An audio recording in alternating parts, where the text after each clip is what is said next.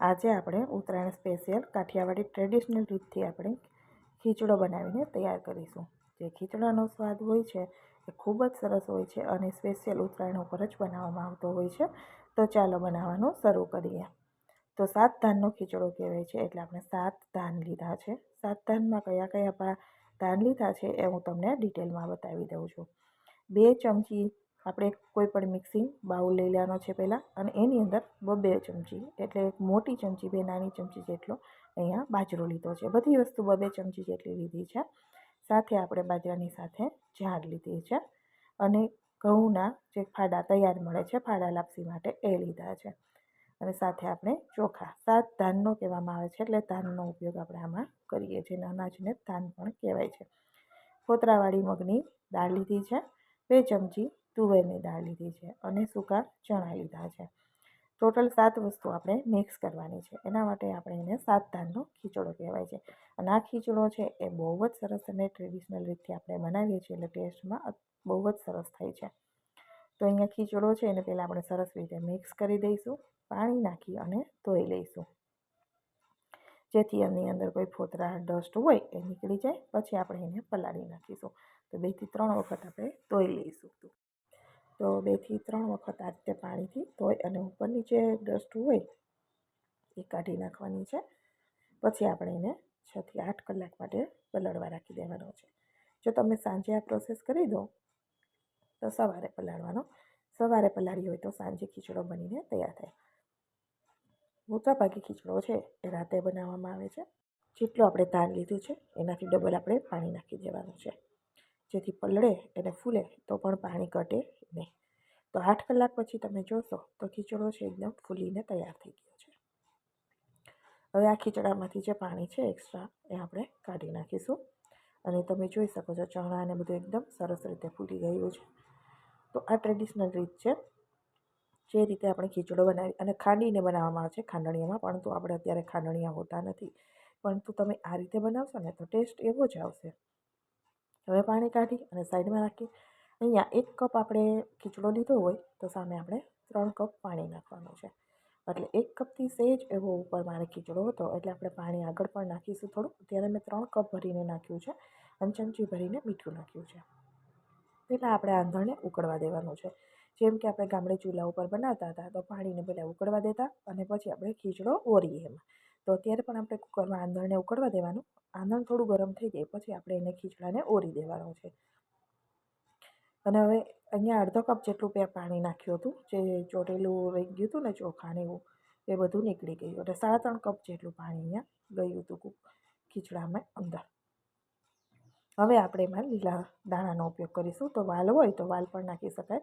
આ 2 મોટી ચમચી મેં ચણા, વટાણા અને લીલી તુવેર લીધી છે. જો તમારી પાસે વાલ હોય તો વાલ પણ અહીંયા લેવાય અને પાપડીના દાણા પસંદ હોય તો પણ નાખાય, પરંતુ આટલું નાખશો ને તો પણ ખીચડો બહુ સરસ બને છે. મિક્સ કરી દઈશું. અને હવે ખીચડામાં ઉભરો ન આવે એટલા માટે તમે ઘી પણ લઈ શકો છો, પરંતુ અમારા ઘરમાં સિંગનું તેલ છે એ વધારે પસંદ કરે છે, એટલે મેં સિંગનું તેલ નાખી અને કુકરની સીટી આપણે બંધ કરી ઢક્કણ બંધ કરી દઈશું. અને ગેસની ફ્લેમ મીડિયમ રાખી 6 થી 7 વિસલ લગાવી દેવાની. પ્રેશર નીકળે ત્યાં સુધી કુકર ખોલવાનું નથી. પ્રેશર નીકળી જાય પછી આપણે કુકર ખોલીશું. તો તમે જોઈ શકો છો એકદમ સરસ ખીચડો બફાઈ ગયો છે. અને આપણે થોડો ખીચડો છે થોડો ઢીલો રાખવામાં આવે છે, કે ઠંડુ થતાં થતાં એકદમ કાટો થઈ જાય છે. તો થોડો ઢીલો ખીચડો હોય તો એનો ટેસ્ટ એકદમ વધારે સારો લાગે છે. તો આપણો સાદો ટ્રેડિશનલ ખીચડો હવે બનીને રેડી થઈ ગયો છે. તો આપણે એને સર્વ કરી દઈશું. તો વિડીયો છેલ્લે સુધી જોજો. મેં વઘારેલો પણ બનાવ્યો છે. અને જો ખીચડાની રેસીપી પસંદ આવે તો મારી ચેનલને સબસ્ક્રાઈબ જરૂરથી કરી દેજો. હવે અહીંયા ખીચડો છે એ મેં પ્લેટમાં રાખી દીધો છે. અને આ ખીચડાને તમે દહીં સાથે ખાઓ, પાપડ છાશ સાથે ખૂબ મજા આવે છે. અને સાથે 1 ચમચી આપણે અહીંયા ઉપર ખીચડાની ઉપર સિંગનું કાચું તેલ નાખવામાં આવે છે, જેથી સુગંધ બહુ સરસ આવે અને ખીચડો ખૂબ જ ભાવે છે. એટલે મેં સિંગનું તેલ અહીંયા નાખી અને સર્વ કરી દીધો છે. તો આ ખીચડા સાથે તમારે શાક રોટલીની પણ જરૂર રહેતી નથી. કઢી હોય તો ચાલે, એ તો તમે ખાલી ખીચડો અને છાશ હોય, પાપડ હોય, મરચાંનું અથાણું હોય એવું ખૂબ સરસ લાગે છે. તો એકદમ સરસ એવો ટ્રેડિશનલ આપણો સાદો ખીચડો બનીને તૈયાર થઈ ગયો છે. હવે આપણે વઘારેલો બનાવીશું સાથે. તો બંને ખીચડાની રેસીપી મેં સાથે જ શેર કરી દીધી છે, સાદો અને સાથે વઘારેલો. તો હવે ચમચી જેટલું તેલ નાખી તેલ ગરમ થાય એટલે અહીંયા તમાલપત્ર, વાદિયું, તજનો ટુકડો, લવિંગ, તીખા, સૂકેલું મરચું પણ નાખી શકાય. મેં અહીંયા નથી નાખ્યું. તો આ રીતે ખીચડાનો વઘાર કરવાથી ખીચડાની સુગંધ એકદમ સરસ આવે છે. અને સાથે આપણે રાઈ નાખી દઈશું. રાઈને ફૂટવા દેવાની છે. રાઈ ફૂટી જાય ત્યાર પછી આપણે એમાં જીરું અને હિંગ નાખી દેવાના છે. જીરું અહીંયા અડધી ચમચી નાખીશું, ચપટી એક હિંગ નાખીશું. હિંગ થોડી ફૂટે એટલે એની અંદર મરચાંની કટકી નાખી દઈશું. તીખાશ જોઈએ એ પ્રમાણે લેવાનું. મેં અહીંયા મરચું સાવ મોરું લીધું છે અને સાથે થોડું આદું છીણીને નાખ્યું છે, અડધી ચમચી એટલું. ત્યાર પછી એની અંદર આપણે શાકભાજી જે વધારે કડક હોય, જે ચડતા વાર લાગે, એને પહેલાં નાખી દઈશું. તો બટેટા અને ગાજર છે એ પહેલાં આપણે તેલમાં સાતળી લઈશું સારી રીતે. પછી આપણે ટમેટા કેપ્સિકમ નાખીશું. શાકભાજી તમારી ચોઈસ પ્રમાણે તમે નાખી શકો છો અહીંયા. તો સરસ રીતે પહેલાં ગેસની ફ્લેમ મીડિયમ રાખી દીધી છે અને શાકને આપણે બટેટા અને ગાજરને તેલમાં સાતળી લઈશું. થોડી વાર એને 2-3 મિનિટ જેવું સાતળવા દેવાના છે. એની અંદર કલર ચેન્જ થઈ જાય થોડો, ત્યાર પછી આપણે એની અંદર મરચું અને ટમેટાં નાખી દઈશું.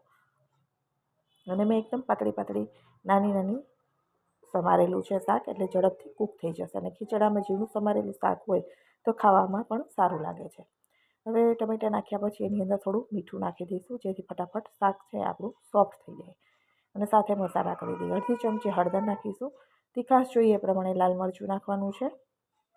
થોડું ધાણા જીરું નાખી દઈશું અને ચપટી જેટલો આપણે ગરમ મસાલો નાખીશું. બિલકુલ ઓપ્શનલ છે, તમને પસંદ હોય તો લેવાનો, નહીં તો તમારે અહીંયા સ્કીપ પણ કરી શકો છો. તો બધા શાકભાજી મસાલા કરી અને આપણે મિક્સ કરી દઈશું એકદમ સરસ રીતે, કે બધાની અંદર મસાલો છે એકદમ સરસ રીતે લાગી જાય. હવે કવર કરી અને 3 મિનિટ માટે લો ટુ મીડિયમ ફ્લેમ ઉપર આપણે કૂક થવા દઈશું. 3 થી 4 મિનિટમાં બટેટું છે એ સોફ્ટ થઈ જાય. બીજા શાકભાજીને સોફ્ટ થઈ જ જાય, એને કે બહુ ચડતા વાર ન લાગે. પરંતુ બટેટું હોય તો થોડું તમારે ચમચાથી દબાવી અને ચેક કરી લેવાનું.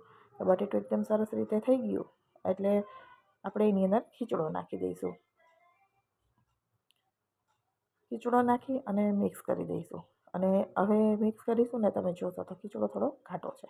જો તમને આવી જ રીતે ખીચડો ઘાટો ગમતો હોય તો અહીંયા તમારે પાણીનો ઉપયોગ નથી કરવાનો.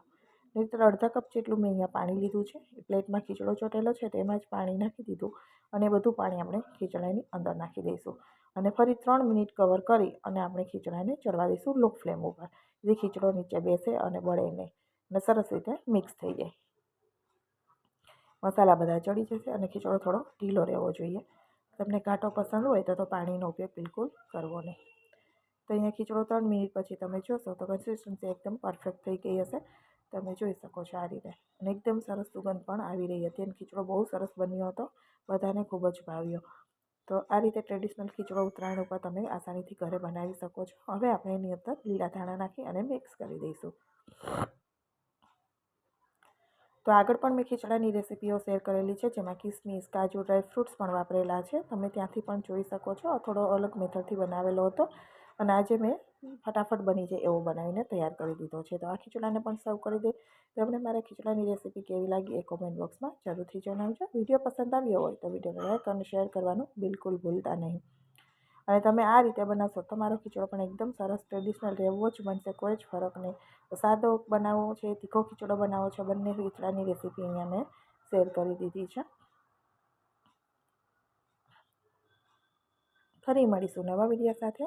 Bye bye, take care.